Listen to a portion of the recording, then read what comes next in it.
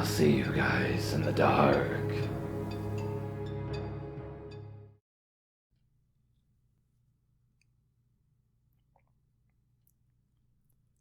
I'm a 22-year-old male, just finished my master's at university.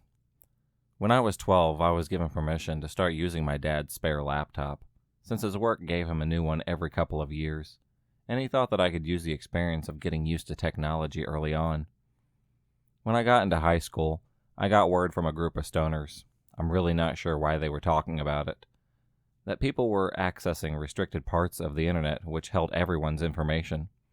I went ahead and did some digging online and found out about the dark web, which is what most of you know as the deep web, finding proxy sites as well as hacks that could use command prompts to make your IP address and mask them so that you can just go through a lot of locked doors. I spent the better part of my late teens doing this kind of stuff online, using a few online forums like Raddot most of the time to talk with people who were basically doing the same stuff as me. I didn't have very many friends offline, so yeah, online was the place for me, and I got pretty good at blending in. I had like 3 aliases which I used, but only a close online friend of mine knew that they were all me. Nathan was my main link to the dark web, since he somehow spent more time on it than I did, even when the only thing I did other than ghosting with him was playing Halo with him on my friends list. What I liked about him is that neither of us mentioned our last names, or any real information, even though we both could have looked it up at any time and found pretty much whatever we wanted about the other person.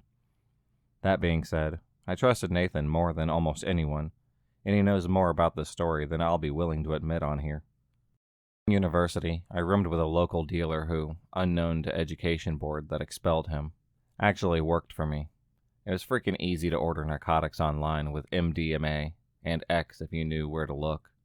I even had them shipped to my dorm room's local P.O. box at one time without anyone being any of the fucking wiser. I'd get drugs online, my former friend who would then use his real-life connections to sell them, since I didn't really have any of my own. This was around the time that I felt I held all the cards, and no one could touch me if they couldn't track my IP address. In the second year of my biomed course, when I got into the stupid shit, scumbag piece of crap would be sharing snuff videos online that would make even the most messed up movie you've laid eyes upon look freaking white bread. This was why I only used links that I either found myself, or more often the ones that Nathan gave me. We would spend days, literally days, just marveling at all the crazy crap which people would get away with. Yeah, the government had shut down the main sites like Silk Road and Mad Onion, but those are like the only ones that idiots online seem to ever take notice of. Other hacks would message me on forums asking for sites to get weed, and other things from which it was as simple as pointing in a freaking direction. The university claimed to monitor internet traffic to stop people from doing freaky shit online after they heard people were hacking student accounts and ruining online schedules. But I guarantee you they did absolutely nothing to people who were actually doing it. Note, I'm not confessing to having done any of these. I just know exactly which individuals did.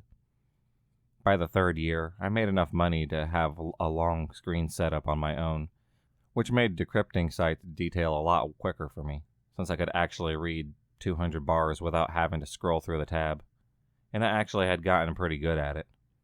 I had to be delving around some messed up sites, and to be honest, I'd even talk in chats to some of the admins in charge of them. You'd be surprised how normal a deep website owner would seem if you didn't know that they also had a day job. I'm more curious though. Really stupid of me. After nearly 10 years of seamlessly making my way around the dark web, I joined Nathan as well as a few others in my chat room, just screwing about and sharing some screwed up sites. Might sound weird, but for me it's a pretty everyday thing to do. Nathan and another friend were talking about some site that no one managed to get past the encryption, apart from one other person who's even more of a no-life than me. The rest of us are pretty sure he's autistic or some crap, because the site he shared with us was arguably the most vile thing I've ever laid eyes upon. For those of you that are still with me, this is why I'm posting this here. This site is the most cancerous and revolting sector from the darkest part of the deep web. It is a scar that I bear to this day, and it is one that I will never, ever forget. I'll warn readers again, this is not for the faint of heart. and sometimes even the most emotionally numb people will not be able to deal with this. I won't share the site URL since I don't want this post being taken down, nor do I want anyone giving it to the slightest bit of publicity aside from what I have to say here. That being said, it did have a subheading in the HTML. That I'll leave other people like me to have a look at if they want to. Most people prefer it as a cold body. The guy who was in the chat room earlier gave Nathan and I an encrypted URL for us, but he was too freaking giddy about getting through to the site himself to send us an encryption, so Nathan and I had to manually go through the whole process ourselves. We tried for hours. Nathan and I had been doing this for the entirety of our adult lives, yet we've never seen code like this before. Come to think of it, I doubt that the other guy in the chat cracked this by himself. Nathan and I both called it a night, so I left the command prompt open and went outside to smoke. Nathan remained on the chat so that we could play Anvil, a Russian crack of Halo for PC. But when I got back, his microphone was muted for some reason. For people like us who had nothing to hide from each other, we almost never muted our mics. I waited a few minutes, thinking maybe he's jerking off, or maybe gone to get something. Nothing. I don't think much of it. My brain is too occupied with the weed flowing through my bloodstream. I sat down and took another look through the code, thinking there was something that I missed. I did. The code was completely different, completely unencrypted. I simply launched the URL, and my PC whirred for a moment, until finally opened up about 20 windows across my two monitors, all of them scrambling code through a debugger that I had installed. Even with 32 gigabytes of RAM, my computer was making more noise than it ever has been doing this kind of stuff. I thought to myself, I'm going to have to OC my crap in the BIOS if I was going to have a shot of getting through, and I was not feeling up for it after smoking too much. I get ready to hard reset before my monitors turned off, and back on one at a time. This was when I started getting a bit paranoid. I was thinking about just letting it go. I freaking wished that I did that. The windows were almost all gone. Only 4 were still there, and 2 of them were normal deep websites that the admin probably used to relay the IP address through. First site that I had seen do that. All of the text was a dark red and extremely primitive for a site that I thought would be at least a little bit more impressive, considering its security. The main center window had only a small amount of text on the screen. If you made it this far, you know what you were in for. If you still don't, you don't belong here. Even though I was feeling mellow, the text and sheer awe of what I was getting myself into pierced me with fear. A simple Y/N prompt popped up in the window. I accepted, ready for whatever awaited me on the other side. The room window came to life in the second remaining window. I was wondering what it was for. Perhaps another IP relay, or a shadow app that hid the true nature of the site behind it. I simply stated, insert name, as well as an optional password that I'm still not sure what was for. The fact that people might have accounts to this kind of site, looking back on it, is pretty messed up. I used my most recent alias, Diablo, put out the rest of it for obvious reasons. A couple more scrolls of red text flew up the window, and then it opened up into an actual sort of chat room, like you'd seen on Omegle or some shit, except for with no ads or color or anything besides the dark red text. The chat was a bit more advanced than the first window, which was now frozen and wasn't responding to any console commands I was using on it. I have to say, the feeling of finding this site in the first place felt pretty awesome. I couldn't wait to tell Nathan. That was until the chat window popped up with names. One that I recognized was his, using one of his aliases as well. I'd say about 3 dozen people were in the chat room, no names that I can remember. And even if I did, I wouldn't dare reveal them, not after this. I tried calling Nathan on my phone, but he obviously wasn't picking up. We were so screwed. It was stupid of us to delve this far into the deep web without knowing what we got ourselves into. Users definitely had met before, as they immediately started posting messages on the window, as me and Nathan remained silent. As they were casually talking about stuff, I was starting to calm down a bit. Maybe this was just a stupid exclusive cult website that talked about organizing deals or other dumb shit that I've found in the past. It all seemed so normal, so why all the obscurity? The first window, still blank and unresponsive, suddenly began loading up a video file of some sort. A snuff video, perhaps? It would make sense to hide one, but not this extensively. And the chat room didn't make much sense. I wish this stuff had been going through my head at the time, if I wasn't retarded enough to get stoned before going through with this. I felt tempted to ask the other users what the video was about, but I was afraid that might give me away as someone who's not supposed to be there. Nathan hadn't said anything either, so I wasn't going to risk doing something suspicious like that. I got the guts to ask, "What are we all here for?" Trying to sound as eccentric and dim-witted as I could. I didn't get a response from them. As a matter of fact, no one said another word. I didn't stay quiet, but I assumed that he noticed me in chat as well, now that I've posted. The video had stopped loading and had begun playing. Some more messages from the other users shared their anticipation as footage of a dark gray basement somewhere took shape on the screen. The resolution for the video was pretty awful at first, but rendered pretty well after about 30 seconds. I was scared. No one else in the house that I share with my roommates. Most had left for summer vacation, and I didn't head home for another 2 weeks. I was alone in the dark with little else but the ambient sound of whatever was happening behind the camera in the video. It stayed like this for about 4 or 5 minutes. I spent every second of it staring at the screen, waiting for something to happen. Finally, a dude steps onto the screen, holding up a whiteboard with foreign letters on it, as well as the words "cold body" underneath. The guy was friggin' ominous to look at. Pretty overweight, and what could only be described as a motorbiker's beard. The man spoke. I had no idea what he was saying at first. He was speaking in Chinese, I think, but I don't really know. I'm not a linguist. Luckily for Nathan and I, the man had another person beside him who spoke some broken English. "Hello, users. Welcome to Cold Body Show." That's what he said.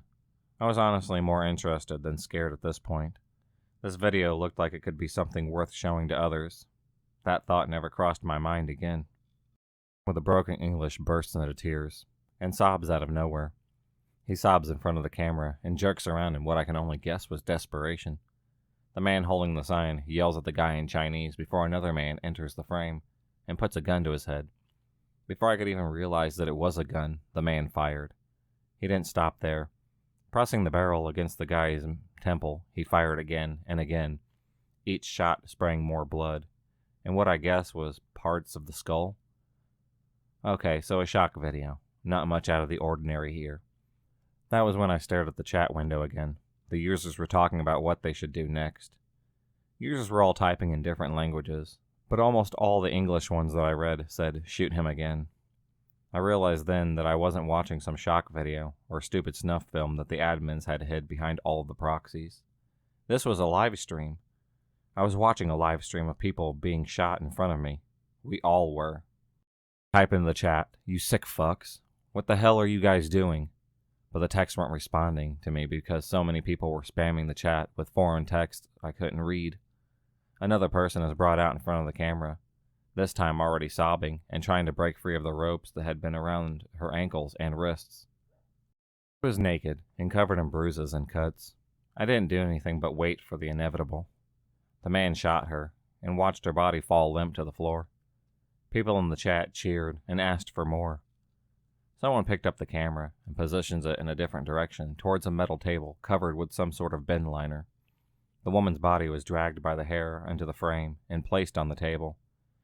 What happens next, I don't think the world should know. All I'm going to say is the body was slumped on the table like a surgeon would do before operating on a person. Some more people wearing red and black ski masks went up to the body, holding items varying from kitchen knives to cordless drills. I couldn't watch without feeling physically sick to my stomach. Tore her apart. I almost immediately retched and almost vomit over my keyboard, but I gained control of myself before that happens. My heart was beating like crazy. The whole situation was messed up, and I was in way over my head. By the time the men were finished, there was a literal stump of a human being left. Not that you could even call that a human. If it weren't for the other weird sights that I had seen before this, I might not have stayed as long as I did. 3 more people were brought onto the screen, all of them screaming for their lives and trying to escape. One of them was shot in the leg. The others stand there shaking in place, trying not to scream again. The man holding up the sign walks up to the lens of the camera and stares into it. I see his black eyes, blood splattered across his face. I breathed faster, and I actually had to look away. It was like he was staring right at me. He says something else in a foreign language, probably the same one as before. When he stops speaking, the chat window does the same. Hardly a single other post, just a chat window awaiting some response. About 20 seconds passes of him staring into the camera after speaking. Nothing happens at first. The chat then mentions me and Nathan by our usernames. More of them spam our names in posts that take over the scrolling message board. As soon as they mentioned our aliases, I started freaking out. I try to close the black windows, but every time that I try, the window says the application is not responding. The live stream continues. The man staring at me, and the messages prompting me to say something. One of the few comments in proper English pops up. He's asking us to choose which one to end first. I freeze for about 5 seconds before unplugging my computer from the wall. I didn't care about anything anymore. I just wanted to leave the site and never come back.